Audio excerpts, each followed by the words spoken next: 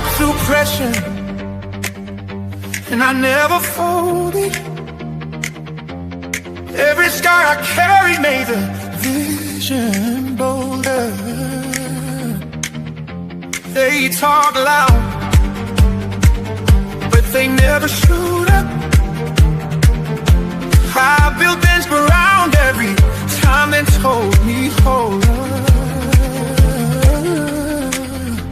I don't fit lines, I read romance. I don't chase trends, I break contracts. If I say it, then I stand on that. Truth hit heavy, yeah, I live like that. My name is William Rochelle. William Rochelle. But you can call me Bill, Bill. Say it again. You can call me Bill. This is UBU. Say it right now. Every voice, every truth break out. No disguise, no pretend. I don't bend, I ascend. My name is William Rochelle. William Rochelle. But you can call me Bill, Bill. Yeah, you can call me Bill.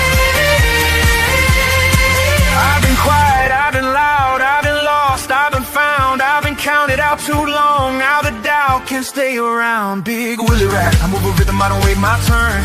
Built from the fire, every lesson I know from this. And that I rise complete. Every step I bounce, every word I beat. My name is William Rochelle. William Rochelle. But you can call me Bill, Bill. Say it again. You can call me Bill. This is to be your life. Stealing right now, all together.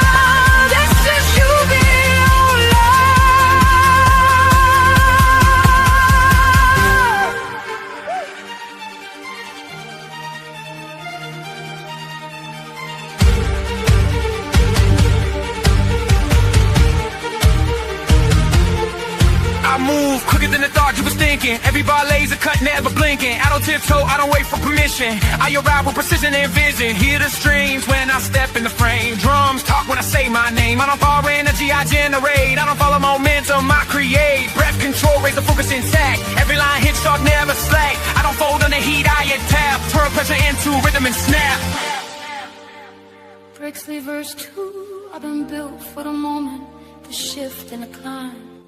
Every second I'm bending the limits of time. No fear in my cadence, no break in my stride. I don't ride the wave, I design the tribe. Watch me weave through the bass and the sound. Every beat feels seismic now. I don't ask for space, I expand. Every mic turned fire when it touched my hand.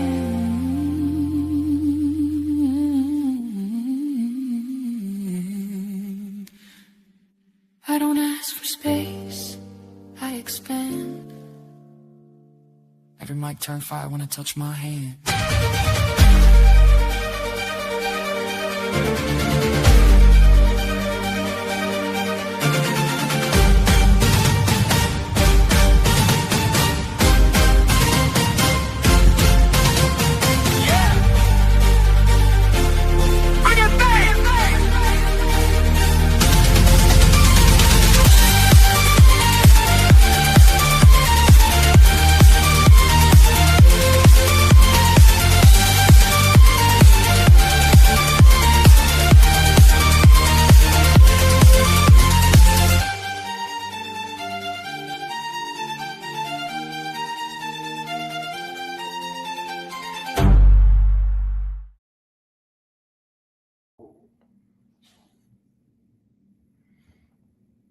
Uh-oh, uncut your audio, bro.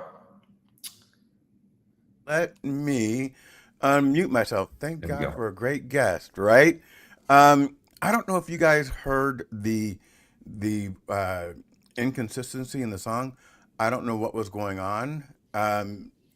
So I stopped bringing the comments up because I didn't know if it was me doing too much, but that's never happened before. So I apologize if it was in and out for you guys. Was it in and out for you, Chris? Looked perfect for me. Okay, I good, was good. enjoying it. It was just choppy on my end. So as everybody knows, I never know my guests before they show up. And we meet for the first time live in front of all of you. This is Chris Walker, the founder of ENCODED.ai. Previous founder of Refine Labs, previous founder of Paceto, and now founder and CEO of ENCODED. So Fantastic. good to meet you So all. I have a quick question for you. So in 2021, let's go back. You left the business for reasons. Kind of explain what happened in 2021. So in 2021, if the question is that, then I was in the midst of growing and scaling my first company called Refine Labs. During 2021, we went from around 6 million in revenue to 21 million in revenue in that year of 2021. And it was such a wonderful year of energy. And at the same time, I think this is probably where you're going, but it actually happened a little bit later in the timeline, Sure. is that while I was scaling my business, I had a lot of responsibility. I had way more challenges. And so a lot of people are told, just get rich and all your problems will go away. And my experience, and I think the experience of many others, is actually the reverse. You take on a lot of responsibility, and what it does as an entrepreneur is it exposes a lot of the things inside of you that you haven't trained. Your ability to trust yourself, your ability to regulate your emotions, your ability to think clearly, to have discernment, to not care what other people think, to show up in a genuine and authentic way for everyone in your life. I could go on forever about all those different things. And it was one of the best things that happened in my life. It drove me to begin to explore what has now, 5 years later, manifested into ENCODED.ai and the tools and the frameworks and the wisdom that right now professional athletes use, CEOs of $100 million companies use, but hasn't been accessible to a lot of other people. Now is accessible. My goal is to make it accessible to everyone. And when everyone has these tools, they have the tools to improve their lives, to show up better for their family, for their communities, to be able to make more money, explore their purpose, be more creative, all the amazing things that we want in our lives. So that's a little intro on me and what happened in 2021. Do you feel like you're living more in your truth, more in your purpose in this moment than you were in those other years? Or Totally. In 2021, I was following the script of what I thought I was supposed to do to be successful, to pretend that I was confident and that I knew everything, to pretend that I was smarter than other people, to chase revenue targets that were arbitrary and didn't even matter, to chase money instead of making an impact for people, feeling great about yourself, having a great environment for your team. And so through that process, I have totally reevaluated basically what my North Star is in life. I would encourage everybody to do the same thing, because until we have the awareness to it, many of us, including myself in the past, live our life by a script that wasn't even written by us. Somebody else gave us a script of what we're supposed to want, what we're supposed to go for, what success means to us, what safety means to us, what happiness means to us. And through this process, and everyone can do it, to be able to decide for ourselves, what does success mean?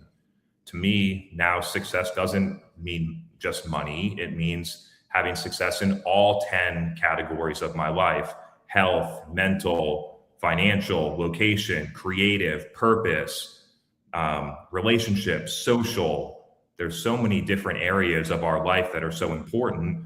And we get given subconscious beliefs about balance. Like, in order to make money, we have to give up something else like our health or our family. I don't buy into any of that stuff.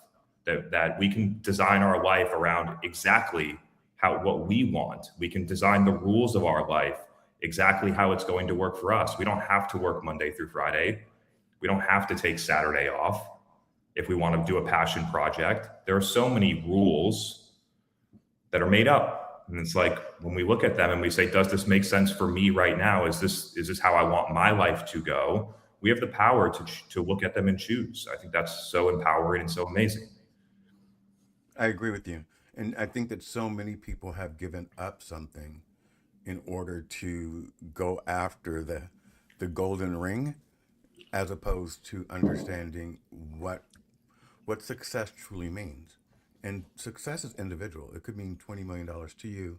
It could mean, having your family and your grandkids all in the same house. I mean, it's all relative, and you can't really lead your life based upon somebody else's goal.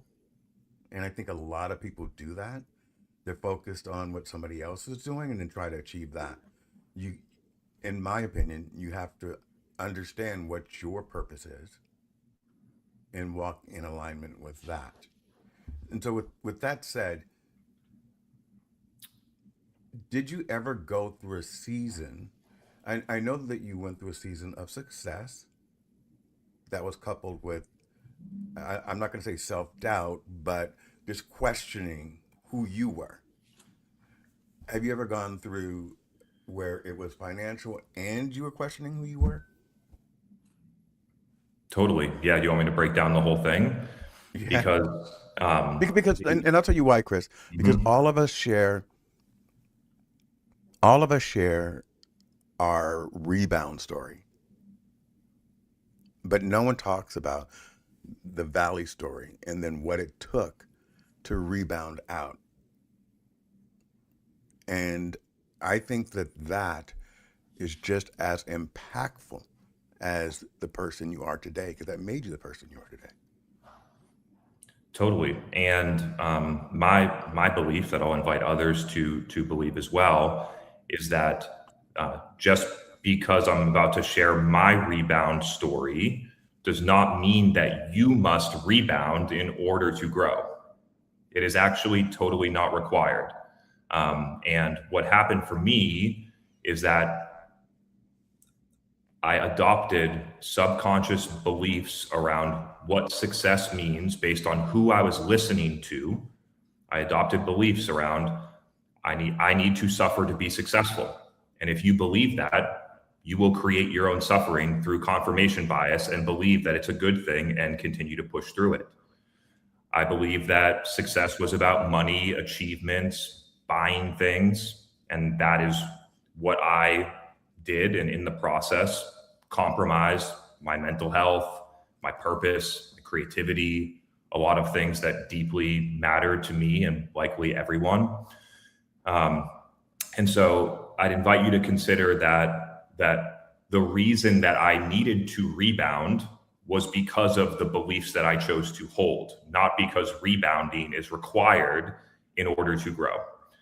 So for everyone that's on their way, I share this stuff to invite people, because when I was a 27-year-old entrepreneur, I wish somebody told me these things. And if I chose to believe different stories about how I'm going to build my life, then it probably would have led me to a much smoother path that didn't require this stuff. So I like to put that up front, because there is a subconscious belief that you need to suffer in order to grow. And I do not believe in that, despite my own path. So let's talk self-doubt. Let's talk imposter syndrome. Let's talk these things. When I was starting my first business in 2019, that eventually became a $20 million business 3 years later, when I was starting it, the things that were running in my head were things like, there are people out there that are way smarter than you. There's not enough customers out there. No one's going to hire you. Who's going to pay you $100 an hour to do that stuff? You don't need to post on LinkedIn. No one cares what you have to say. Your ideas aren't original. Those are, and for most of us, probably most likely all of us, we all know what that feels like in our own context of life, right? For me, it was showing up in business. And as I continued to build my competence in the B2B marketing space, I had a lot of competence in talking about that particular domain. But competence in a domain is not equal to self-trust and full holistic self-trust in yourself. So at the same time of me being incredibly competent, I would say one of the most forward-thinking marketers of that time, at the same time, I could doubt myself about making a decision on a hiring. I could doubt myself about moving to a different city. I could doubt myself about exiting a relationship or a friendship that wasn't working for me anymore. And so there's a difference between being competent and having self-trust. And I think that's a very important distinction. And so how do we actually build self-trust? A lot of people talk about it as you just got to fake it till you make it. Just get up on stage and just pretend to be confident, like hire a coach and work through your gestures so that you can, appear to be more confident. In reality, self-trust starts inside of us.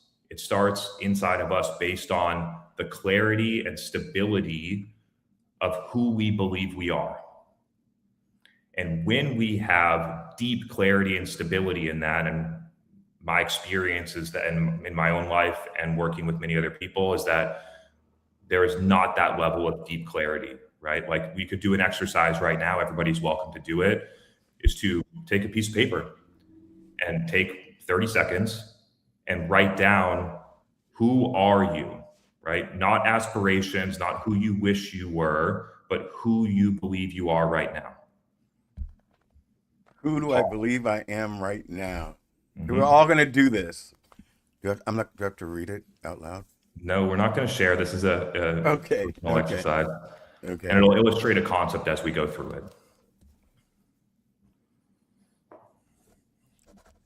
This is really hard because there's two different facets. There's two different facets. There's who I believe I am, and then how I'm feeling about myself in this moment. And there's a conflict there. Interesting.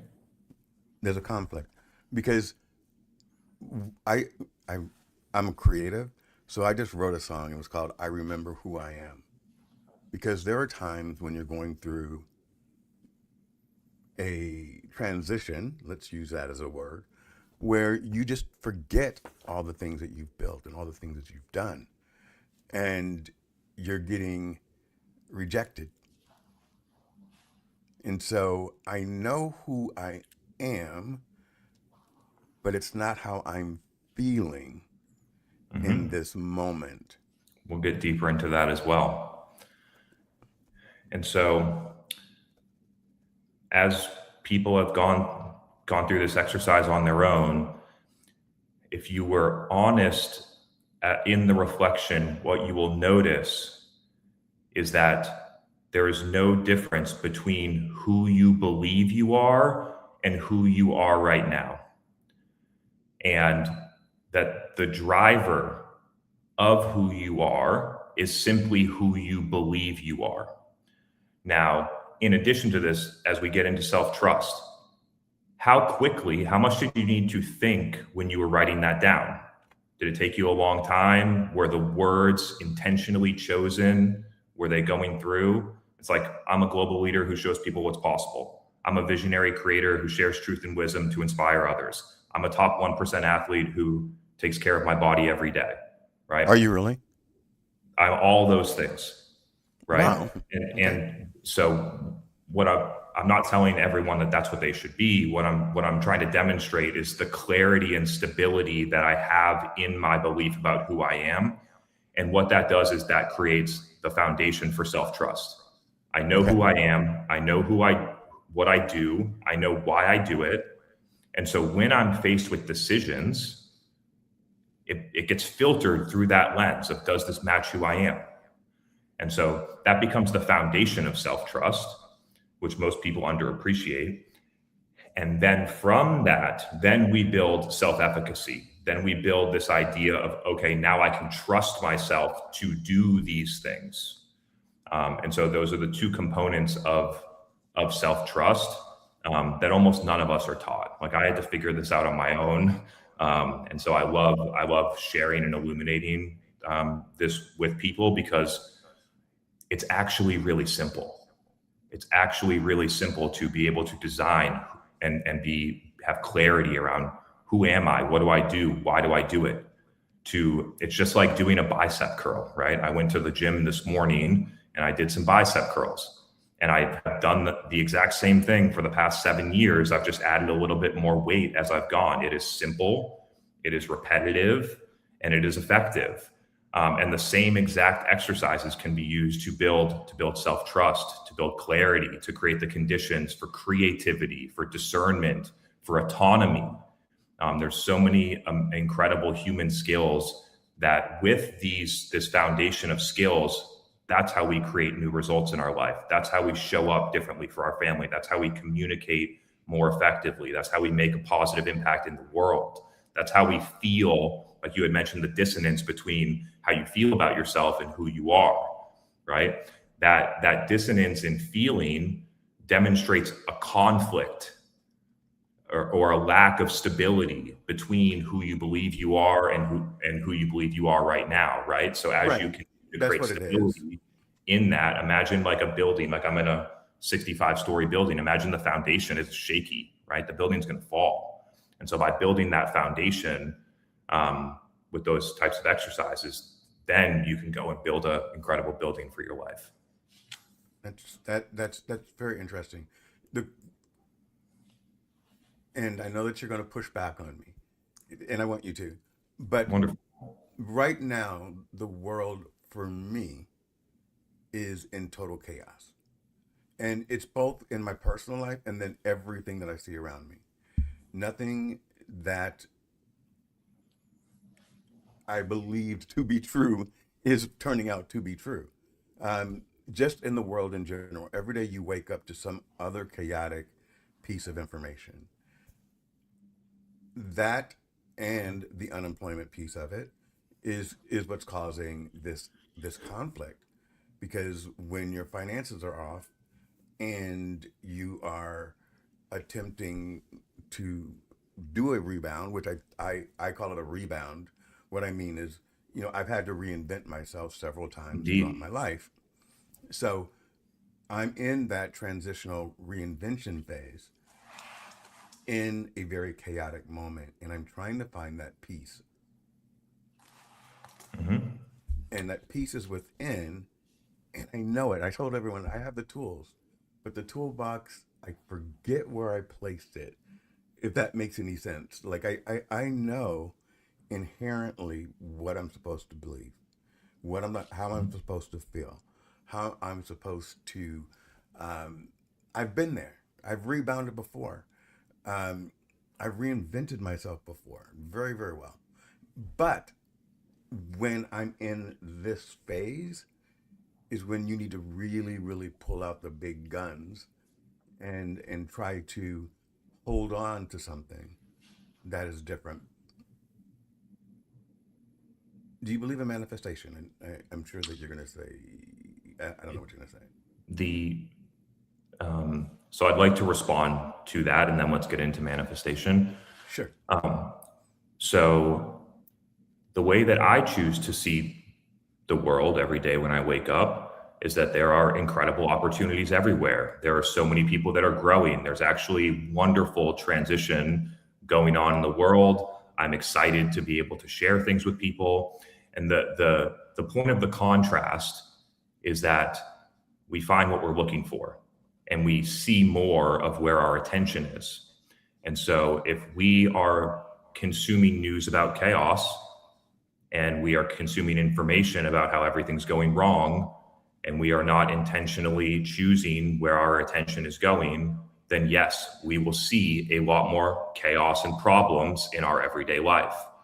And so It's called perceptual filtering. It's a scientific principle in our brain that our brain has to take in so much information, millions of data points every second, that it has to choose what to notice.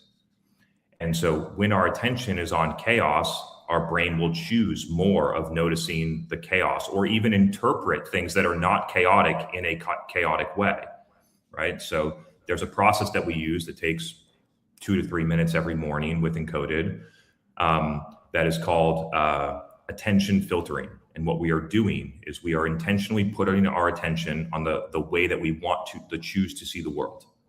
We choose to see positive opportunities. We choose to see success in others. We choose to see empowerment in ourselves, right? I'm just giving some ideas so people can sort of resonate. And it also leads to another point of like consuming that type of news, right? It seems like it's being responsible or being informed. But reality, it's like eating McDonald's every day. And so I think the progression of what we know about human performance up to this point has been very much in the physical realm. And it's starting to, and then it moved into the conscious mind realm, like our skills, our knowledge, our conscious thinking. And it's moving into the subconscious realm, where the things that are deep under the surface within our attention, our identity, our beliefs about how the world works, our intentions about why we're doing things, that these are now becoming things that are the unlock to performance. And when we consume information, right, I'm here to empower and inspire everybody. That's why I'm here, to share a different perspective. And my hope is that through that, other people will be able to see more empowering things, more positive things within their life. And Chris, the reason why I push back is because I need to hear the positive things. I need to say, hey, I'm suffering. What are you doing?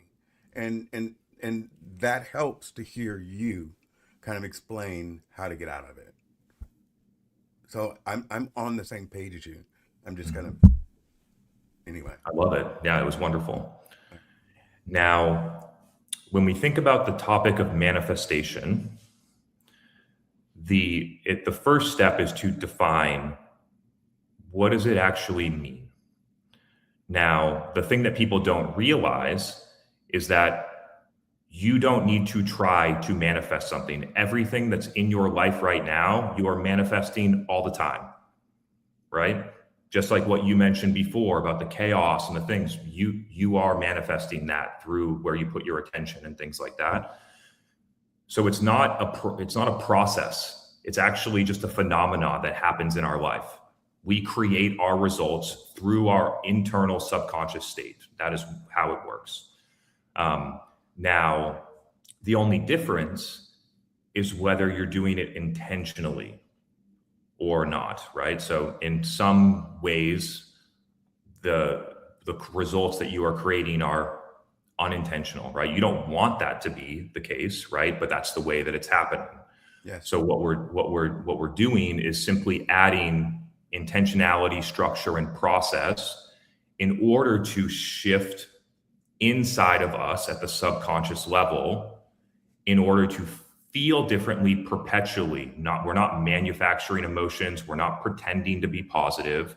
We are actually seeing the world through different filters. And when we see the world through different filters, we feel differently. And when we feel differently, there's no friction to us showing up differently. People feel that there's no friction there. They can feel our presence, the actions that we take. We're not second guessing ourselves. We move with purpose. We take actions with clarity. We follow through. And through that chain, that is how we get new results in our life, AKA manifestation, right? So we're not talking about sitting in our room and meditating and saying that we're going to be wealthy and then hoping that $1 million shows up. Right. What we're actually doing is shifting our state, and the emotions are actually what hold us back. Cognitive emotive is what is holding us back from taking the actions that we want to take in order to get new results. And the way that we shift them is through our subconscious beliefs, right? So this is I'm happy to go into it a little bit deeper, but for the people that want to know, everyone's seen the iceberg graphic, right? There's a little tip of the iceberg at the top. It's 5%, and then there's this massive amount under the water.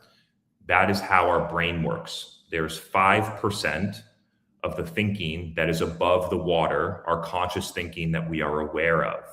And 95% of it is below the water, meaning that we are not aware of it, either because we haven't looked for it, or most likely because we assume it's a fact. And when we assume it's a fact, we do not challenge it. It's a rule that we live by, right? So for instance, you sort of talked about the chaos that was going on in the world as if it was a fact, right? Right. I don't see it as I see it as an interpretation, not a fact. Okay. So that's I'm happy to go a little bit deeper on that because there were some terms, and I'd love to explain it so people have some ways to actually use it. But yeah, Absolutely. Can I share something with you? Would love to. I happen to be a diabetic, so I'm going to put you on the screen real quick because what that means is that I have to use the restroom more than most people. So, Cool. so I'm going to put you on the screen. Go into it. I'll be back in Do your thing. I'll chop 10 it up. seconds. Can't wait till you get back. Love it. All right, man. All right, y'all. Here we are. We're going off the cuff. So if anyone wants to talk about a specific topic or question, you can just drop it in the chat. I'll take it real quick. I'm going to read through, and we will see where we go here.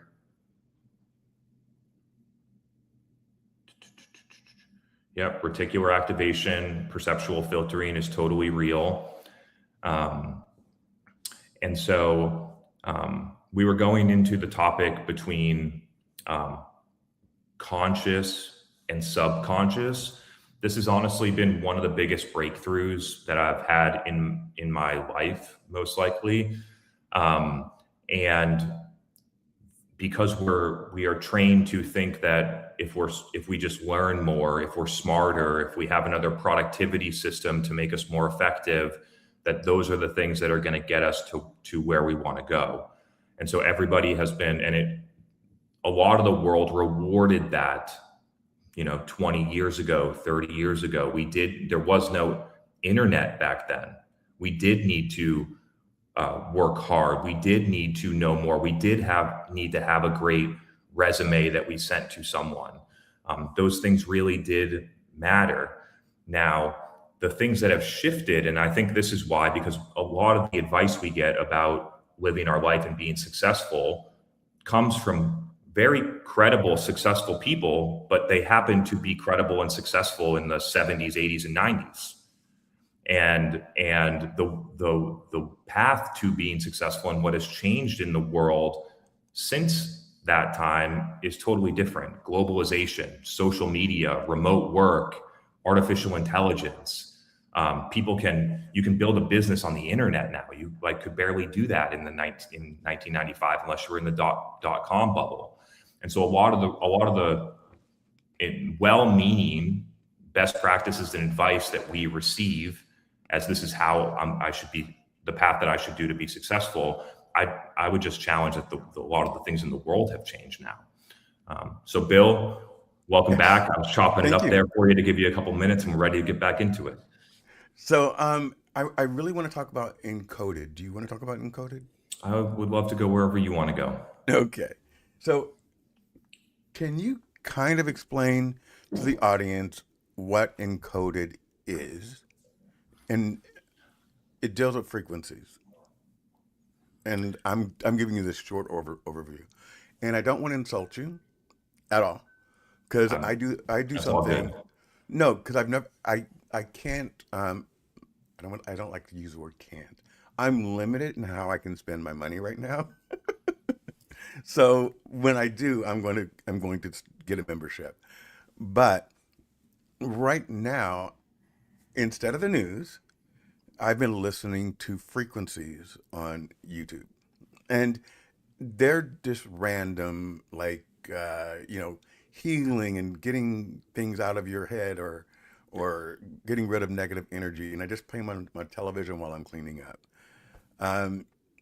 So when I was looking at ENCODED, I felt like that was more of a scientific way, probably a better way to go than me just turning on my YouTube and being guided. Can kind of explain frequencies and how they help and what they mean, and what's the difference between what I'm doing and what Encoded it can offer. Amazing. I appreciate the intro. So the first step is to forget everything that you've heard about frequency before. Because Okay. what we're doing actually, frequency is a framework that we use in order to train our subconscious mind. And in this case, frequency has a dual meaning. The first meaning is our identity, beliefs, and intentions, what we went through at the beginning. Those three things are invisible, they're inside of us, and most people are not aware or do not have intentionality about training them. So when we say frequency, we mean having clarity and stability in who we are, what we do, why we do it, where our attention is, what we choose to believe about the world, and clarity of where we want to go in our life. So that is what our definition of frequency means. Okay. When we train those elements, within 10 days, we feel a marked difference in how we feel. We are targeting, it's almost like you've never been to the gym before, and then you work out for 10 days, you're like, whoa, all this momentum that I didn't even know was there. It's like, whoa. We feel differently. We trust ourselves more. Mental noise goes away, less imposter syndrome, less anxiety. New elevated behavior starts showing up subconsciously. Then we intentionally start taking new actions that are aligned with the life we want to live. And so and then the second definition of it is the repetition, frequency, the repetition of it.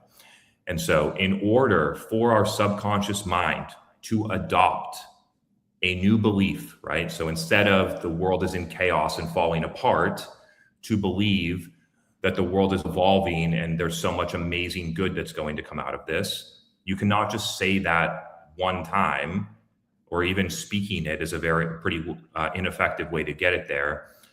And so we use a repetitive handwriting technique that intentionally replaces our subconscious programs with more empowering programs through a handwriting routine that is most effective at activating neuroplasticity and rewiring the motor neurons in our brain to be able to interpret and see the world in a different way.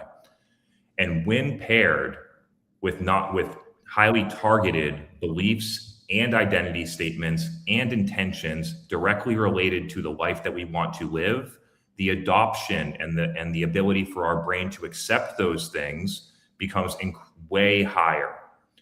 And so when we think about frequency training, that is the element of the daily training. Now, what makes this special is that most people, including all of us, it's just the way that our subconscious mind works at any level of our growth. The things that are happening in our subconscious that are quietly capping our potential, we are not aware of. That's why it's called subconscious.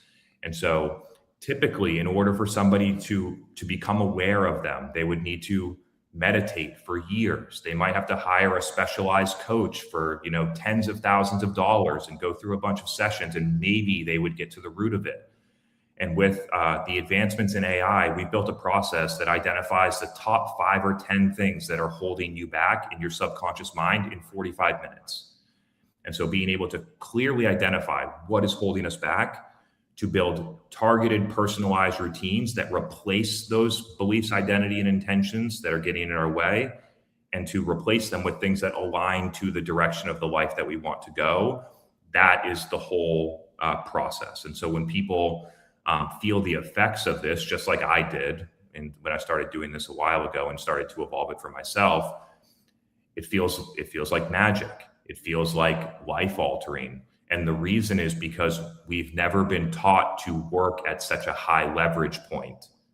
It's like you could walk across the country, or you could take a plane, right? And so we have traditionally been told to listen to frequencies on YouTube, right? That could be equivalent to walking across the country, right? So when we take all the science, pair it with the incredible capabilities of AI, and put it into a package that is incredibly accessible, that a lot of people could be able to use and benefit from, those are the really special things that before only the top 0.01% of people would have access to, and it was incredibly manual and slow process.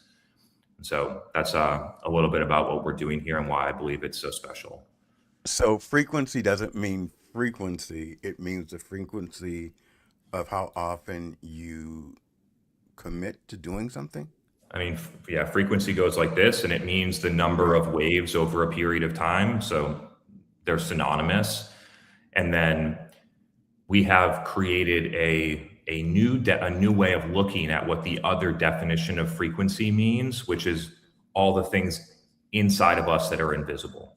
And it actually drives how people feel around us. People can feel if we are, not confident in ourselves, if we're trying Yeah. too hard, if we're, other people can feel that, and that's based on our nervous system.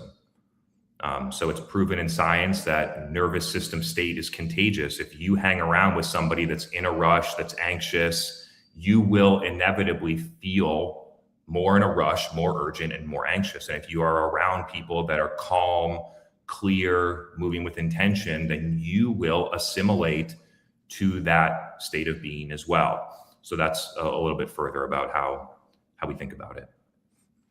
Branson wants to know, how do you identify your current frequency level? And I'm asking, is that a thing? So we have developed a 6-phase maturity model, a standardized maturity model. Think about it like the entry level for karate, like you have whatever the belt is, and then you have the black belt. So there's all very objective models to place where you are. And that happens in the process that also maps your subconscious beliefs. So within 45 minutes, you get a reflection back to you of your current frequency level, what it means, what it feels like, the next key areas to focus to continue to elevate, because the steps that people take are very predictable to move from one level to another. And then a intentional plan to focus on those things. And so when people think frequency, right, they think it's their vibe. They think it's like this energy coming out of their body. Maybe, but like when you make it really practical, it's like, who do I believe I am? How do I relate to time? Am I always in a rush? Do I feel like I'm falling behind, or do I feel like everything's happening right on time and I'm not in a rush and things are happening perfectly? How do I relate to money? Do I have a scarcity approach to money where it's just like there's never enough? There's not enough money on this planet. There's not enough customers. No matter what I do, there's just never enough.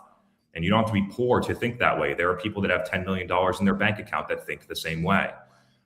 What about in relationships? Do we have a scarcity-based approach to relationships? If this person leaves me, I'm never going to be okay. Like what we get conditioned in Hollywood movies about what love means. Like, this person's going to leave me, now I'm broken forever. Or do we have an approach so that we have our own self-worth and stability, and that if that person wants to leave and that's their own decision, then I honor that, right? Like it just is the way it is, and I'm going to be all right.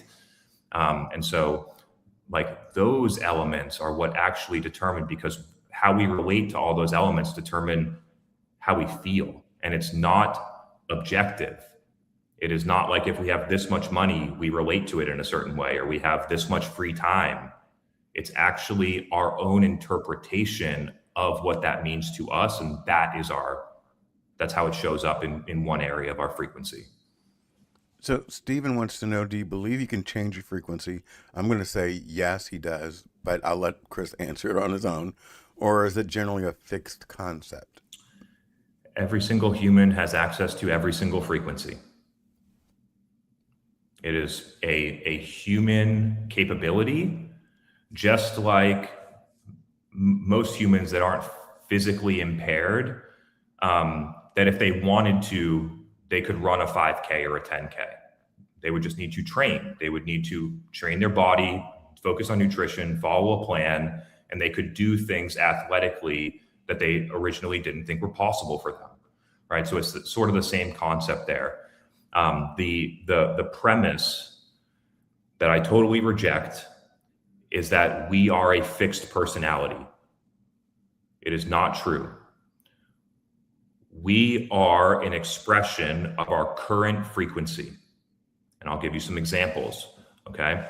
So 5 years ago, many people would tell me that I'm not an empathetic person, that like I don't listen well, that I don't relate to people well. And at that current frequency that I was operating on, they were right. I was not showing up. I was not expressing myself in an empathetic way. However, that does not mean that I'm not an empathetic person. It just means that I wasn't expressing in an empathetic way from that current frequency. And today, most people that meet me believe that I'm one of the most empathetic people they've ever met, and that they trust me almost immediately and they feel safe around me, and that I listen to them intently and I can almost understand where they're going and what they're thinking without them even saying anything. And so the difference is simply how I'm showing up at my current frequency. Now, another example is that 5 years ago, I would just tell myself I'm just an anxious person. I just get anxiety sometimes. My job is stressful and this is just part of the game. Being an entrepreneur is hard. This is what I'm supposed to do. And at that time, it was right. I believed that I was an anxious person and perpetuated my own anxiety through it. And over the past 24 months, I haven't felt a single ounce of anxiety because I've adjusted my frequency, the beliefs in how I see the world, and I've designed my life in a different way through all of that to a level where I do not feel that emotion at all. I also do not feel guilt, shame, frustration, anger, anxiety, stress, right? And it's not because my life is easy. It is because I have once you reach if you want to go to the website, it's the ENCODED Frequency Map. It shows you the 6 different tiers and it describes them. Once you achieve a stable, not like you touch it and you fall back, a stable level at a tier 4 frequency, those emotions do not become part of your experience because of the elevation that you've done in how you choose to interpret the world and what everything means to you. So while those emotions have been normalized, and many people tell you it's just good to feel them and to breathe through them, in reality, those are mostly coping mechanisms and they don't actually stop them from coming back later. It's just a mechanism to manage a symptom. And so when I view these emotions, I view them as symptoms. And I don't say that to undermine anyone's experience. I've experienced all of them and I know exactly what they feel like, and it's real, right? But what I am sharing is a possibility for you to consider that there's more potential out there for you, that this is possible. It's possible for me. Other people have experienced it, and it's 100% possible for you too. Guys, on my homepage, encoded.ai is there, so everyone should go and take a look at it. This has been like a really great conversation. I would also like to say that Chris has, I think, responded to almost every comment that I've made on one of your posts, which was shocking. And then in one of my posts, I just said, you should be on my show. And he said, when? And I was like, what? 2 days later, here we are. Yeah, it was like shocking. So you are responsive. You do see people. What I'm attempting to do, what I am doing is every night before I go to bed, I do a 10 o'clock little pop-up on LinkedIn, and I share with everyone out there things that I'm happy about and that they should be happy about. Not what they should be happy about, but you find your own happiness and give myself something to sleep on at night. And I am taking my life right now 1 minute at a time, because every minute it's kind of shifting. And so I have to push out the negative and re-enter why I'm joyous. And so I'm taking my dog to the walk, on the beach, just because that's, it's close, and getting into the sunshine, touching grass, all the things that people have traditionally told me. But I really think that I could benefit from, and I think everyone could benefit from being a part of the ENCODED membership. So it's a membership-based program, correct? It's a membership similar to joining a gym, right? So you pay a membership, and then everything that's needed in order to train your frequency and your subconscious mind is included in that. A web app, journals get shipped to you every month that are custom for your own training, personalized to that. There's a mobile app coming in the next couple of weeks, and there'll be and then there's obviously a lot of AI intelligence going on in the background that's taking in your data, personalizing it to you, tracking your progress, measuring it over time. And so that's the way that we look at it. And I do believe that everyone could benefit from this. To me, it's just like exercise. It's just exercising a different part of us, right? Everyone could benefit from exercise. And I think over time, it won't take long there's already a lot of existing science, but people haven't studied it in this way. The previous science has mostly been focused around fixing problems. That is the clinical diagnosis, psychology, PTSD, like a lot of the science is around fixing problems, and that's how you get to the therapy angle. And I'm not discrediting therapy in any way. And there's a new evolution of science going on related to human performance, human potential and capability that totally changes what you would measure and why, right? Instead of fixing, we're expanding. And so that's sort of the way that I'm looking at our future, product development and research roadmap. That I think this is the next evolution of human potential. I think that through a building the capacity in our nervous system, we will unlock new capabilities within ourselves, new levels of clarity, new levels of creativity, new levels of intuition, new levels of self-trust. And to me, I think that is just such an amazing gift to share with people. It's made such a profound impact in my life. It's honestly the number one thing that I've ever done in my life, right? I exercise every day. I've learned so much. I've hired amazing coaches. I've done masterminds. Like, this is actually the thing that's made the most tangible impact for me on a daily basis to how I'm showing up today and every day. And so I just am pumped to be able to build it, to be able to share with people, to be able to offer it at an accessible price that people can use it without, breaking their bank account and be able to benefit from it. I just think it's just something that I'm so passionate about sharing. Yeah, it sounds like it. And your passion comes through in when you speak about it. Do you mind taking a couple of questions from the audience? I would love to, please. Yes. And what is your timeline? Because I want to make sure that I am sticking to it. I am bound to go as long as people want to chill. I have no stop. Yeah. Uh-oh. He's in trouble now. Let's go with Coach Carey.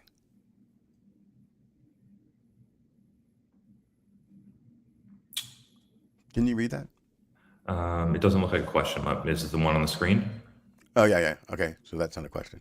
Let's go with, can mindset alone really change long-term outcomes? This is a great question. I'll just repeat it. So can mindset alone change long-term outcomes? So when we think about mindset, we must be more specific around this. So within mindset, we have our conscious mindset, and then we have our subconscious beliefs. Most traditional techniques related to mindset focus on our conscious mind. Now, what happens if we are telling ourselves something like, I am abundant, I have $100,000 in my bank account, but deep down, we believe that we do not deserve success in our subconscious belief that we are not aware of.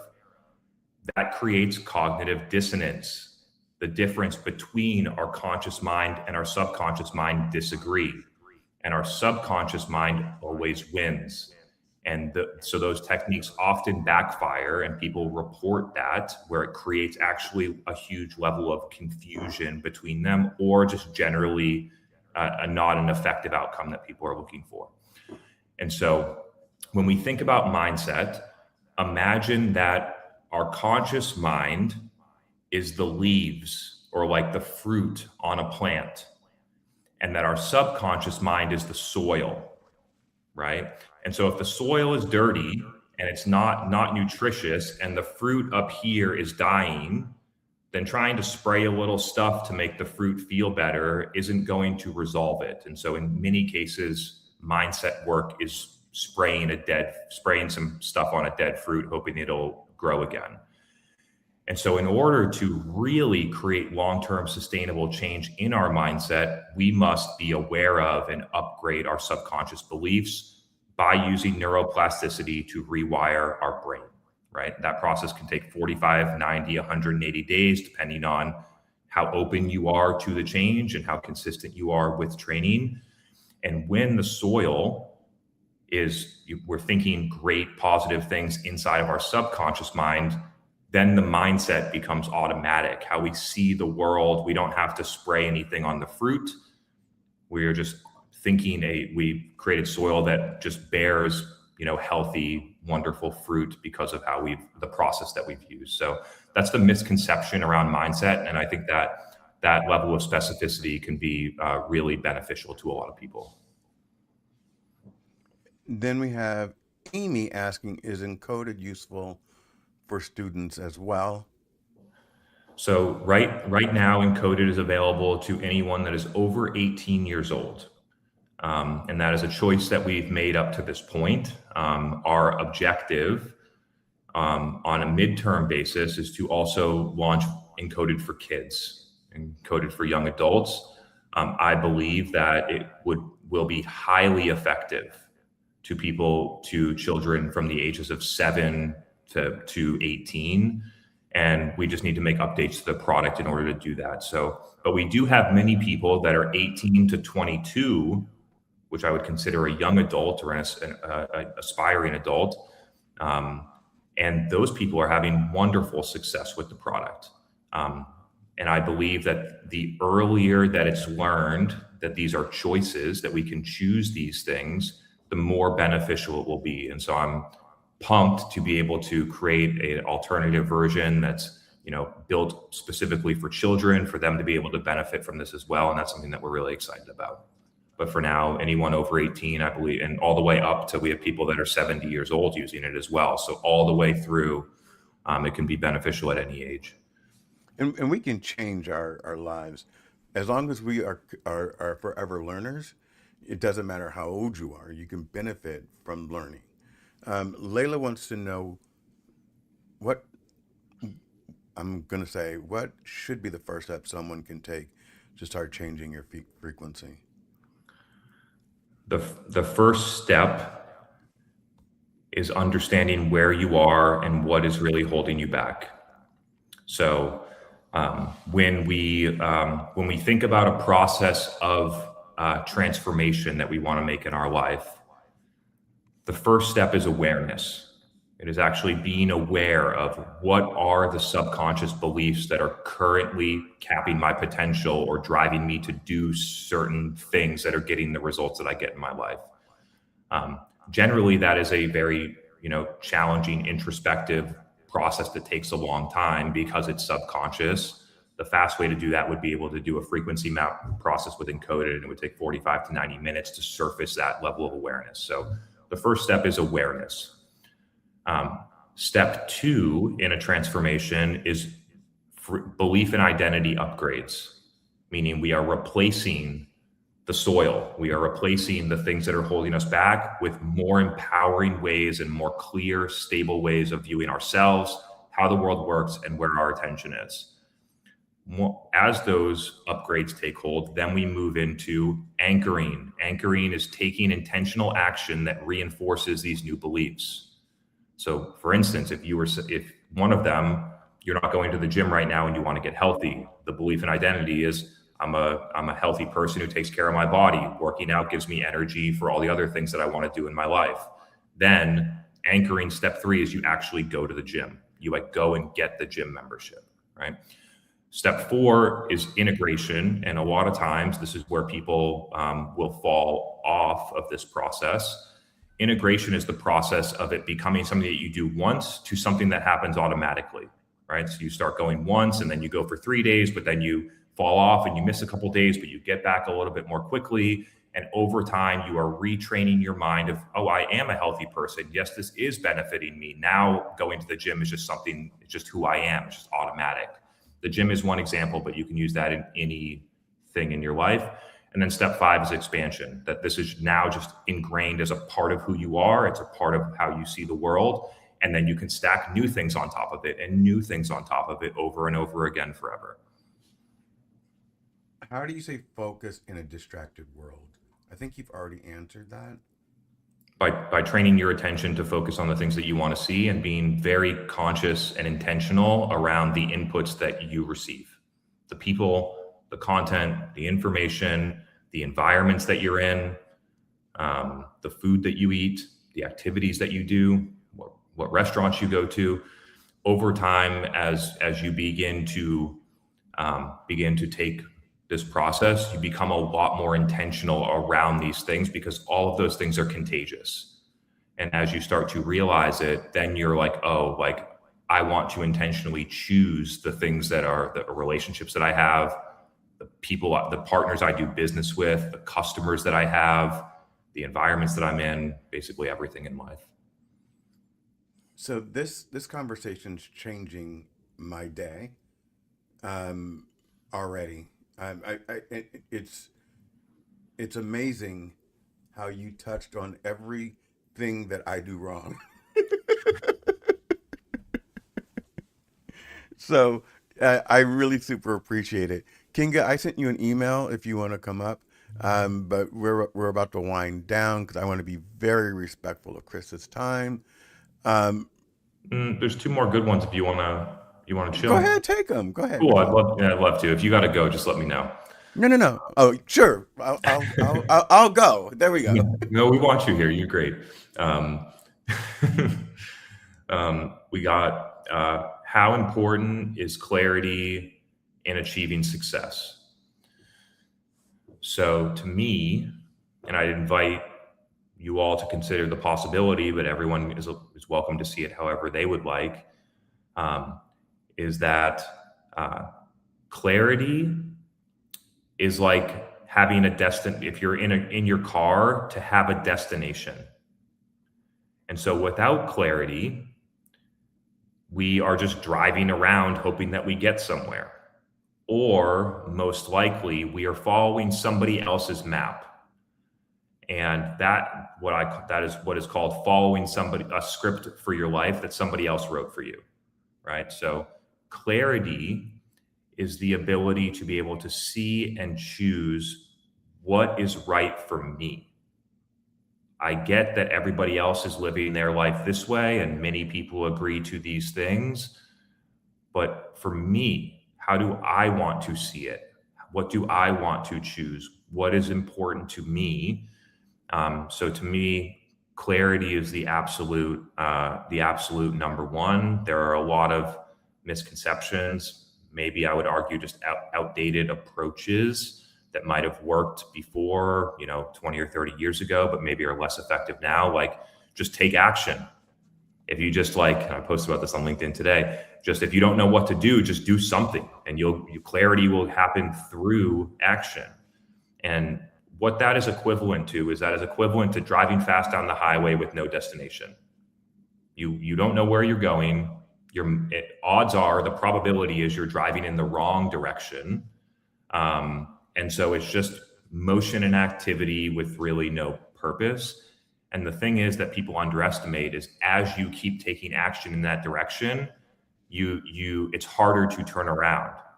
It's called the sunk cost fallacy for a reason, right? So somebody that's become a doctor and they're 40 years old, right? They have a sunk cost in all the medical school, they're building their career. Even if they really want to be a painter, now they're 40, it's much harder to say, I'm going to go be a painter, even though I've done all this investment for a doctor, than if they had just decided to be a painter at 18 when they knew they wanted to, but they were told to do something responsible, right? Following someone else's life script. So right. To me, that's my thoughts on clarity. Someone told me once that I made a choice not to go into corporate, because I've always been an entrepreneur as well. So like J-Day, Christian Mingle, I worked there, started all that stuff with the 4 people that started the business, own my own business. And, during various seasons when America crashed, so did my businesses. How do you feel about that? because I always felt like I had a different calling. My calling was never to be a government worker or to work at the post office or to work for IBM. It was actually to be, I'm creative and to build and build businesses and build them successfully. Um, and I'm proud of those life choices. I'm not excited about the moment that I'm in, but I'm I'm proud excited for of you. what I'm done. Thank you. Thank you, Chris. Thank you. Um, and Leslie Flowers is here. I don't know where Kinga went. I was about to bring her on stage. Um, Leslie Flowers believes in universal law, and she talks a lot about universal law.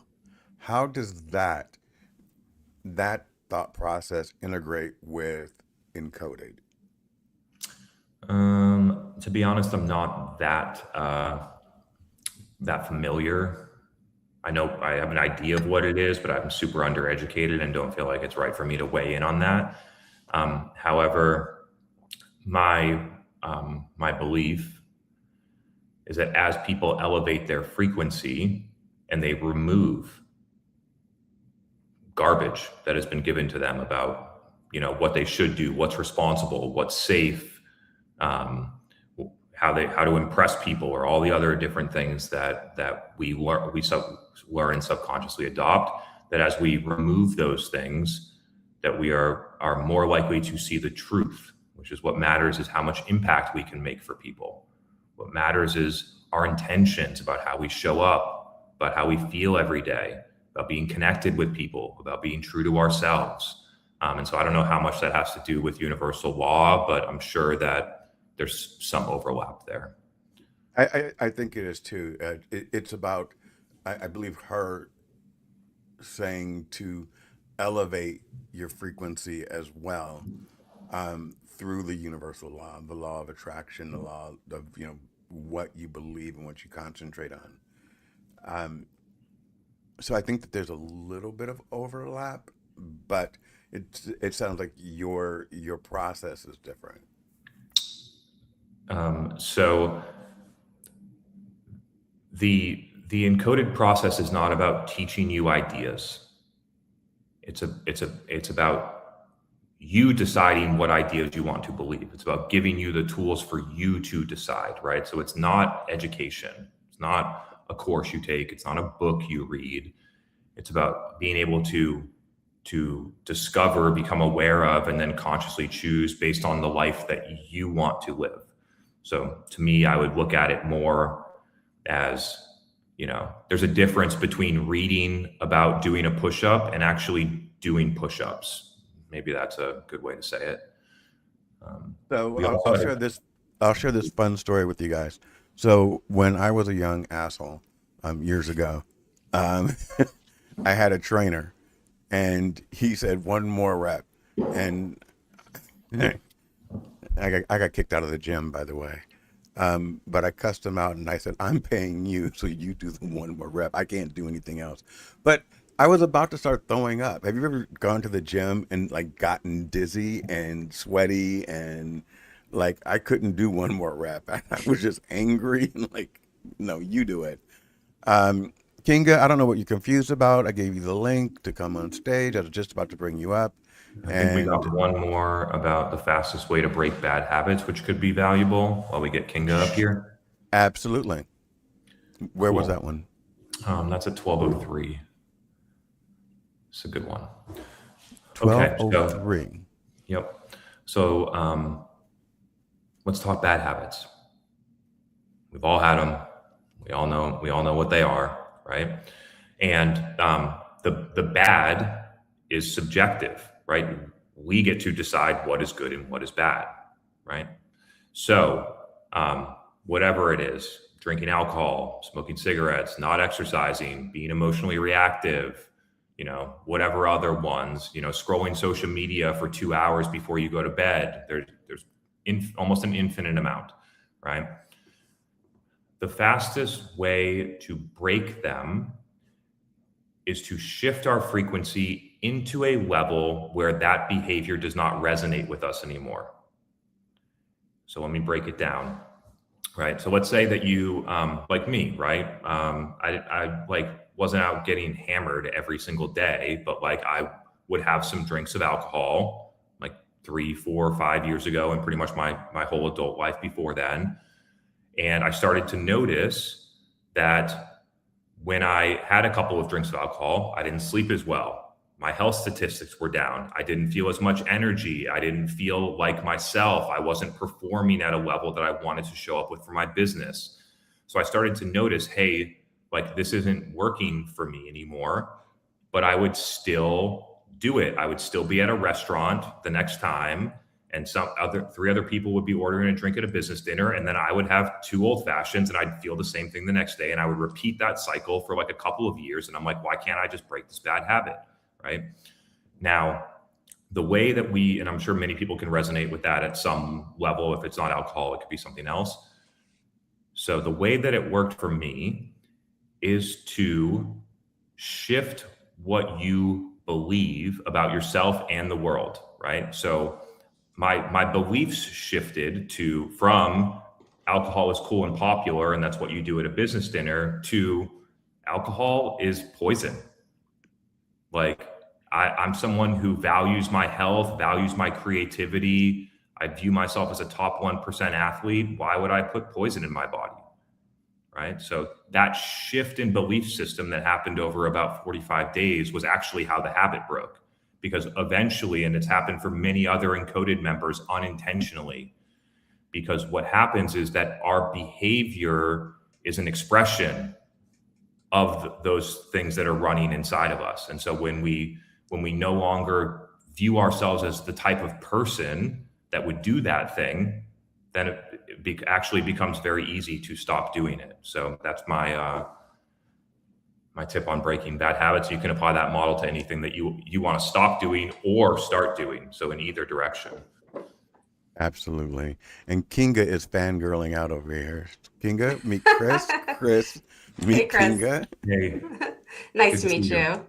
Yeah, no, well, Bill, you sent me a link and I was like, okay, I'm here. I didn't know if you needed a break and you wanted me to jump in because I'm a talker.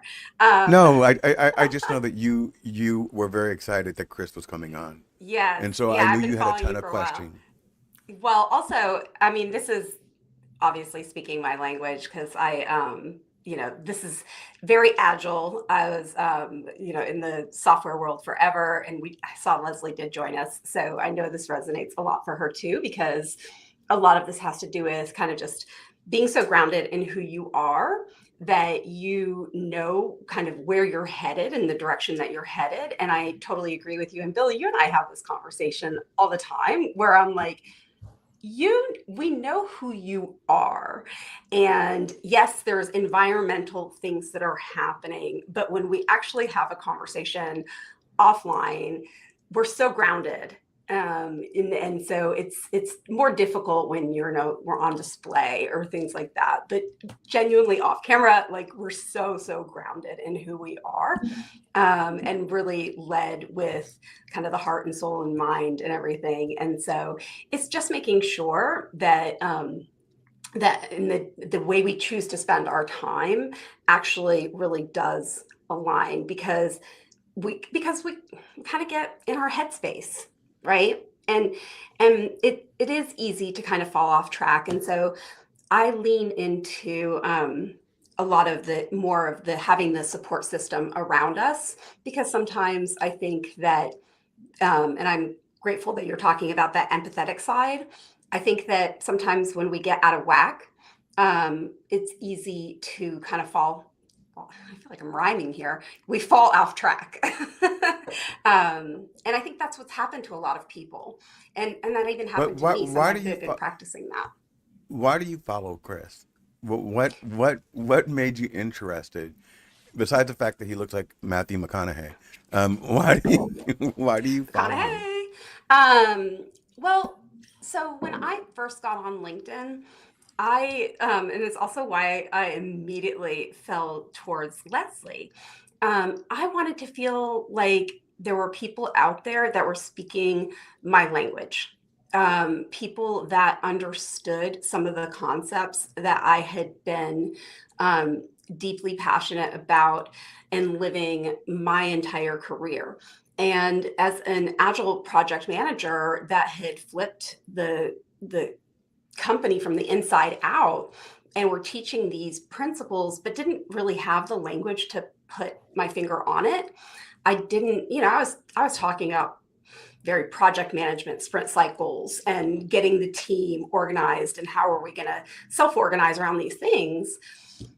And through habitual change, I got to witness how groups of people were adapting and changing over time, and really kind of taking on a new behavior set. I understand these principles because I got to actually be a part of it and got to be part of that momentum.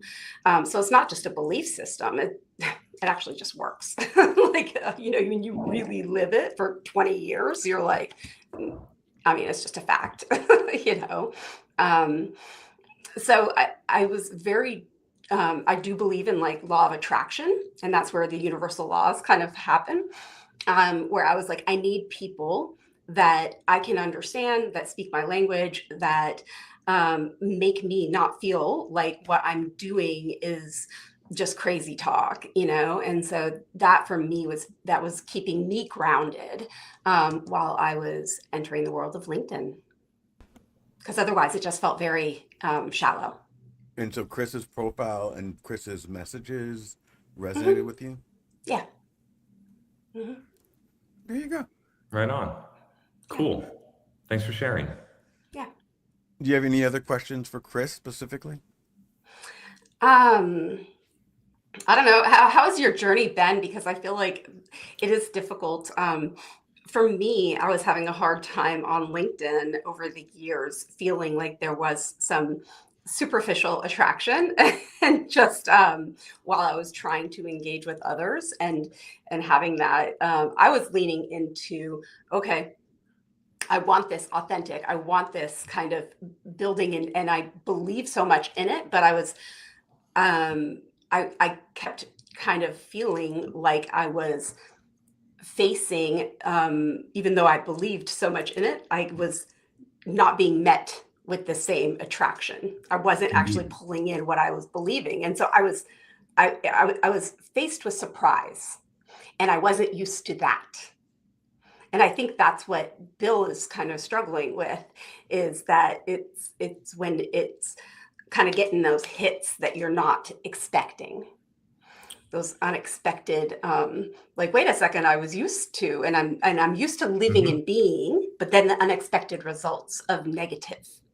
I might not be understanding your question right, but I think I am. So just bring me back on track. Yeah. So let's say you're working out and then you get a health condition that you realized was actually hurting you. And so you're not getting the results, and you're like, wait a second, this thing is actually, holding me back in a way that I had no idea. And so, yes, I maybe can overcome it, but challenge after challenge that you feel like you just keep putting you at a disadvantage. And it's like you get hit more than you I think can realize that you have the resources for after a while. You were receiving more negativity through LinkedIn than positive? Yeah, when I was not expecting it. When I was like, that wasn't the mindset at all that I was trained to have. And so it was very shocking for me. So what was your journey like, Chris, on LinkedIn? Was it similar and then you had to overcome that? Or was it straightforward and you just had it easy breezy? So, and I'll talk through the whole journey, and I'll sort of explain some,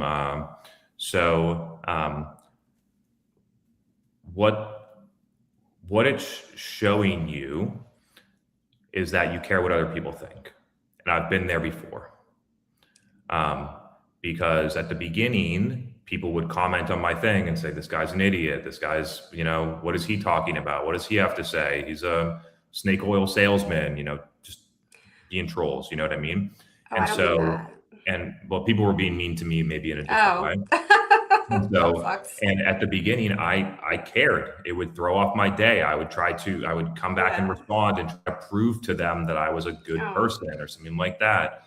And now I just don't, I just have such a clear view of who I am and what I'm Yeah. doing and why I'm doing it, that it doesn't matter what anyone else says about me. It doesn't matter. People that say that I'm great, good. It doesn't change. Like Yeah. the sky is blue too. I know that I'm great, right? People say that I'm bad. They must not be looking at the same sky because I know I'm great, right? So Yeah. that process has been super helpful for me. And then just when it comes to social media in general, the reason that the research is coming out about how negative social media is to our brains, to how it's impacting children. There was a big lawsuit that got settled today about how it's been negatively impacting children. It was intentionally designed in that way, and they knew about it, so that happened. Is because the platform's business model is built on extraction. The goal is to extract your energy and attention and convert that into profit through advertising. And so when that happens, the content that is extractive is the stuff that gets put, right? And so people that want to play the game of social media, play the game of negative things that get reactions, things that extract energy, things that are bragging about their Ferrari or whatever else they're doing.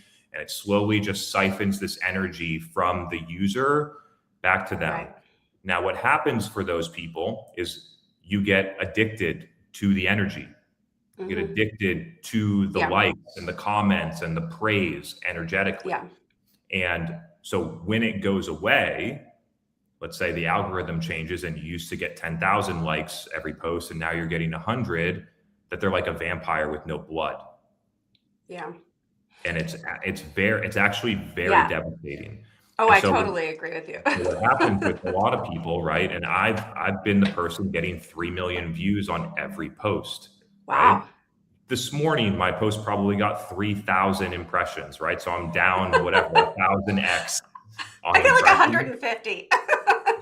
my posts are way down, and I don't care at all. I feel very empowered to be able to share what is right for me. So many people that do, and this is maybe for other people, but they do have an audience, right? They're a fitness influencer. There's something like that. And they want to talk about some stuff that we're talking about, but they can't because they're addicted to the likes. And if they shifted from that, they would go from 10,000 likes to 50 likes, and they don't have that built in to handle it yet. And so those are the dynamics of social media are very unhealthy in a lot of ways. And it's our relationship, and I think our obligation to treat it similarly to our nutrition or our sleep. And not to say don't use it. It's like it can be a very beneficial tool for a lot of different reasons, but to be intentional about how we use it and why. So I guess my question is, I couldn't agree with you more about social media, just to be honest with you. And I think for me, I never really, I'd like to understand algorithms because I'm kind of a nerd like that, but I personally never really weighed on my value on the social media algorithms. I would highly suggest people not to focus on that. I agree with you. Mine was more around finding genuine connections and the disappointment that I would feel when I thought that I had made a genuine connection, and then be disappointed because I understood this positive momentum around alignment, right? But then all of a sudden I'd be like, wait, this person wasn't genuine. I thought we were genuine. I thought we were best friends. And because I was used to this positive but then finding that there was less of that genuineness out there. And so I think my question was more around when, and to bring it back also to something that Bill has been kind of unfolding and sharing, is that when someone is, we think that we're building, we think that we're used to being positive and having this positive momentum, and yet there are circumstances that maybe start taking you back a little bit. I'm acknowledging that sometimes it's difficult and you need a supportive community and you need tools like Encoded or Frequency or something a little external to help us to lift up and bring us back to the frequency that we're capable of.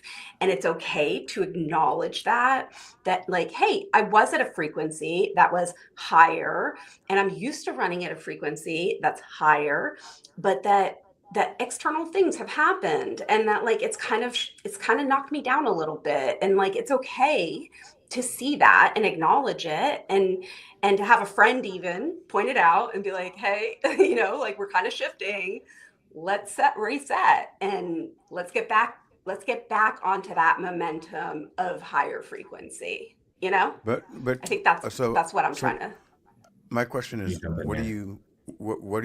you consider a higher frequency? Because I believe what you and I are talking about, what I'm talking about normally is, I need to get back into my business mode and making money, and It's so not about if money. if okay, so Well, that's generally what we're talking. What you and I talk about is how we can monetize something. So, what is your definition of a higher frequency? feeling good. Even Okay. just leaning into who you are and what makes you happy, what energizes you, what makes you on like really leaning into, not just you.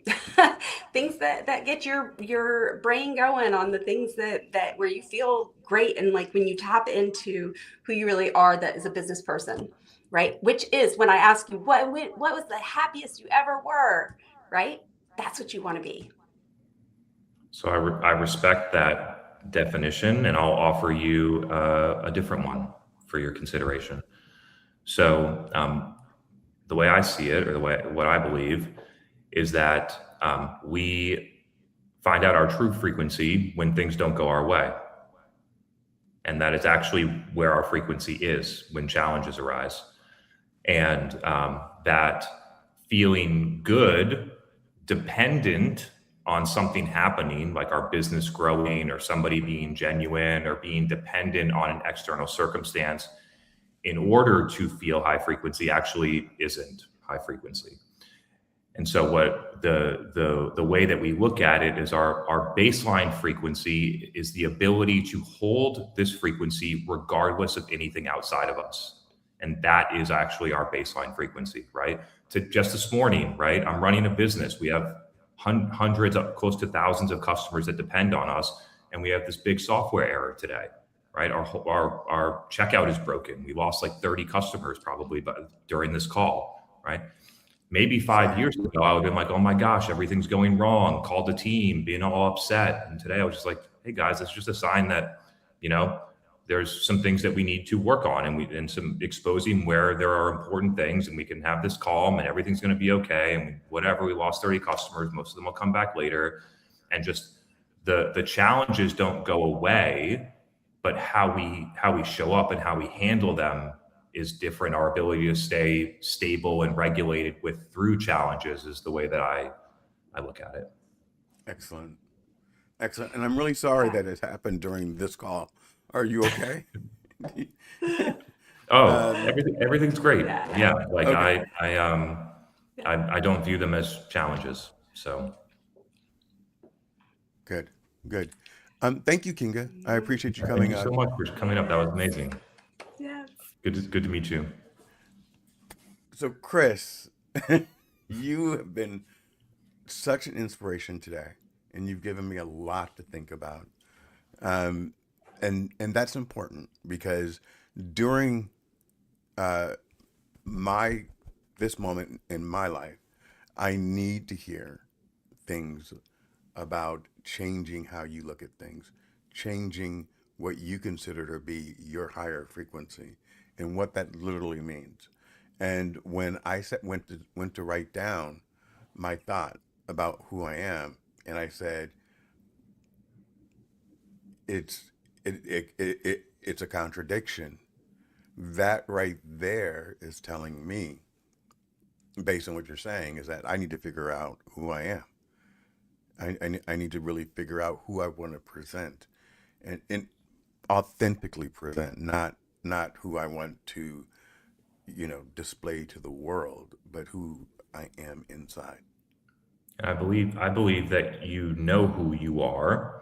There's you just need to create clarity and stability in it so that Yeah. it's clear, right? You can rattle off just like I did.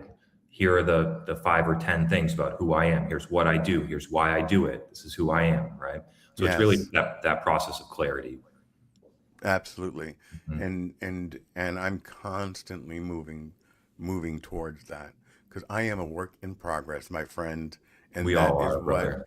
that's what attracted me to reach out and to start commenting on your stuff, and literally looking into encoded.ai, which again, everyone, I have posted on my homepage, so check it out. The theories are great, and I will be, not not not I'm thinking about it. I will be a member soon, and I Wonderful, promise you man. that. I can't wait when the time is right. And for anyone else that found it interesting, I would totally invite you to explore it for yourself. To me, it's just been such a, like I mentioned before, just such a joy to build it for the impact that it's made in my life. I'd love to share it with anyone who would like to experience it for themselves. So if that sounds interesting to you, feel free to go to encoded.ai and give it a try for yourself. And let me know how it goes. We have a full 30-day satisfaction guarantee. So if something isn't working for you, you literally have it totally risk free to try out.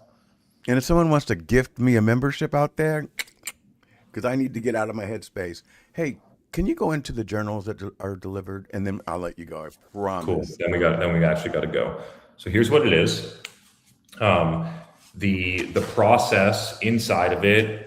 There's a morning routine that is recommended to do right after waking, because our subconscious mind is most malleable and flexible to new ideas in the first 30 to 60 minutes after we wake up, before we check our phone, worry about work, dive into emails, things like that.